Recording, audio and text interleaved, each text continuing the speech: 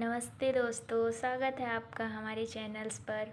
आज हम पढ़ने वाले हैं 2026 के 40 मोस्ट आईएमपी क्वेश्चंस। ठीक है, यह एक वन लाइनर है और इनके टॉपिक्स हैं, मतलब सारे मिक्स क्वेश्चंस हैं। इनमें से टॉपिक्स का पहला टॉपिक है सिंधु घाटी, दूसरा है वैदिक संस्कृति, जैन धर्म और बौद्ध धर्म। ठीक, ये जो PYQ है पहले पिछले बार मतलब पिछले जो इतने भी एग्ज़ाम्स हुए हैं उसमें पूछा गया है। ठीक है, तो पहला सवाल है 1920-21 के आसपास किस नदी के किनारे खुदाई के दौरान हड़प्पा शहर मिला? किस नदी की खुदाई के दौरान हड़प्पा शहर मिला था? रावी नदी। ठीक है, और दूसरा क्वेश्चन, हड़प्पा कालीन नगरों में कौन सा नगरीय स्थल मृतकों का टीला के रूप में विख्यात था? यानी मृतकों के टीला के रूप में कौन सा नगर था जो विख्यात था? मोहनजोदड़ो। ठीक है, मोहनजोदड़ो।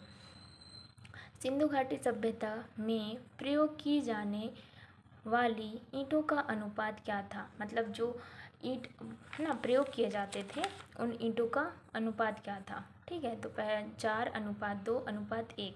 ठीक, अब चौथा सवाल, सिंधु सभ्यता के लोग जुड़ाई के लिए मिट्टी के गारे के साथ किसका उपयोग करते थे? जो मिट्टी का गारा था उसके साथ किसका उपयोग करते थे? जिप्सम का।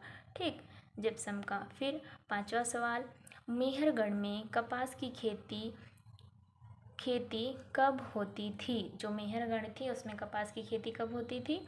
तो 7,000 वर्ष पूर्व। ठीक है, 7,000 वर्ष पूर्व। ठीक, सिंध प्रदेश में भारी संख्या में आग में पकी मिट्टी की बनी मूर्तियाँ मिली, जिन्हें क्या कहा जाता था? मतलब जो मिट्टियाँ थीं है ना, मूर्तियाँ थी जो मिट्टी की बनी थी उन्हें क्या कहा जाता था? टेराकोटा। ठीक है, क्या कहा जाता था? टेराकोटा। सिंधु सभ्यता के लोग माप तौल में कितने अंकों के आवर्तकों का प्रयोग करते थे? ठीक है, तो इसका आंसर क्या होगा? 16 अंकों का। ठीक, आठवां सवाल, भारतीय उपमहाद्वीप में ज्ञात लेखन की सबसे प्रारंभिक शैली है ना, कौन सी शैली थी जो सबसे प्रारंभिक थी? सिंधु शैली है ना। जो भारतीय जो उपमहाद्वीप हैं उसमें सबसे पुरानी शैली कौन सी है? सिंधु शैली। ठीक, फिर है 9वां सवाल, हड़प्पा सभ्यता की मोहरों में कौन सा पशु अक्सर देखा जाता था? कौन सा पशु अक्सर देखा जाता था?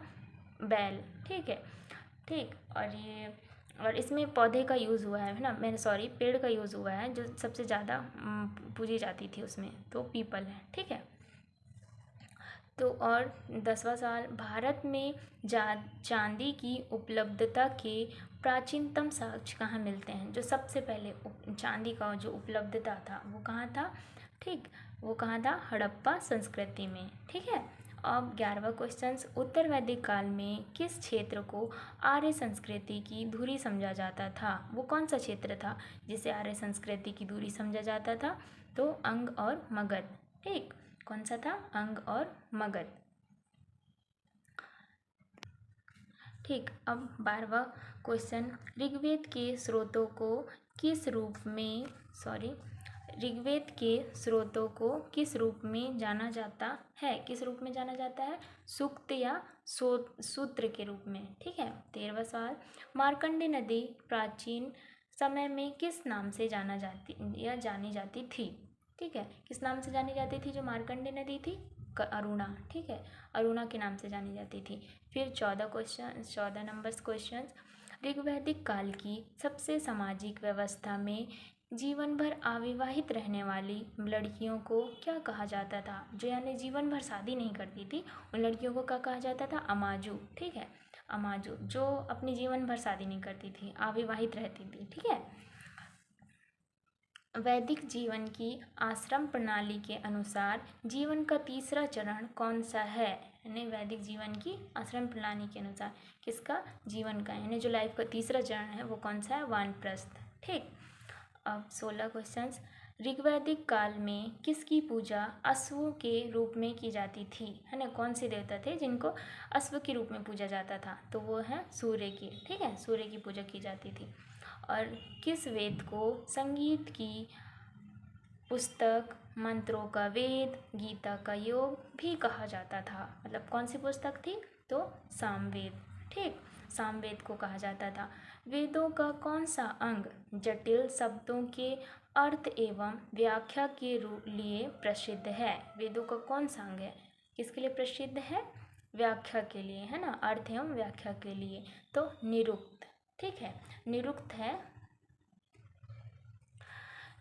19 क्वेश्चन।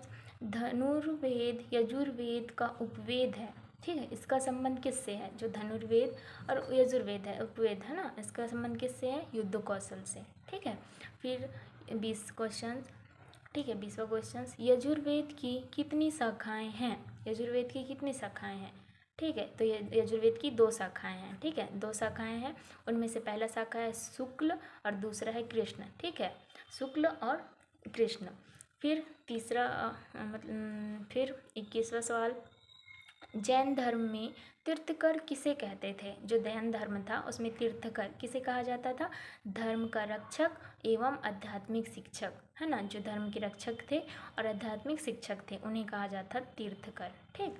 अब 22 नंबर का क्वेश्चन, जैन धर्म से संबंधित उप संप्रदाय कौन से हैं? जो जैन धर्म है उससे संबंधित उप संप्रदाय, है ना, कौन से हैं? स्थानकवासी, बीसपंथी, गुमान पंथी, ठीक, ये जो 3 हैं वो उप संप्रदाय हैं किसके? जैन धर्म के, ठीक।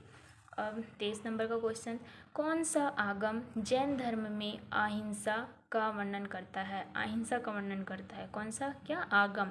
तो सूत्रकृतांग, जो ये सूत्रकृतांग है वह क्या करता है? अहिंसा का वर्णन करता है, ठीक है।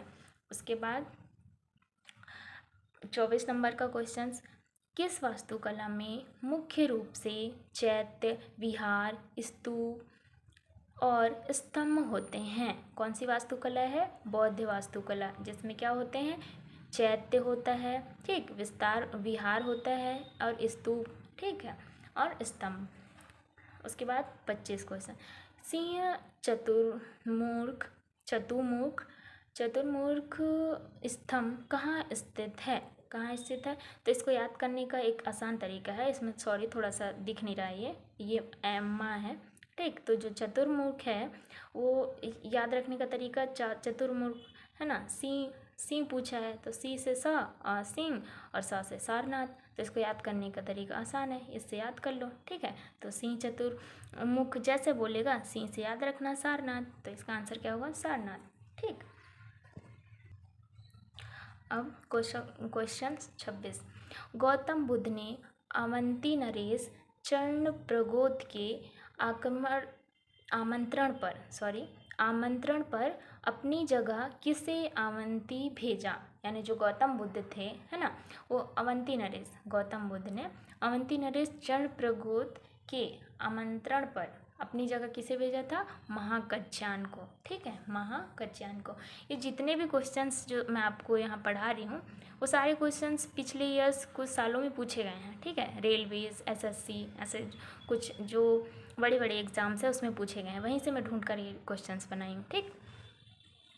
तो 27 नंबर का क्वेश्चन है, बौद्ध संघ में प्रवेश के लिए किसी व्यक्ति को कितने वर्ष का होना अनिवार्य था? मतलब जो बौद्ध संघ था, जो बौद्ध धर्म के जो संघ था उसमें कितने वर्ष के होने पर हम उसको मतलब बौद्ध धर्म में जा सकते थे? कितने वर्ष के होने पर? 15 वर्ष या उससे अधिक होने पर, ठीक है। और क्वेश्चन नंबर 28, चंद्रकीर्ति शांतिदेव आर्यदेव किस मत के प्रमुख विद्वान थे? किस मत के प्रमुख विद्वान थे? शून्यवाद, ठीक है, शून्यवाद।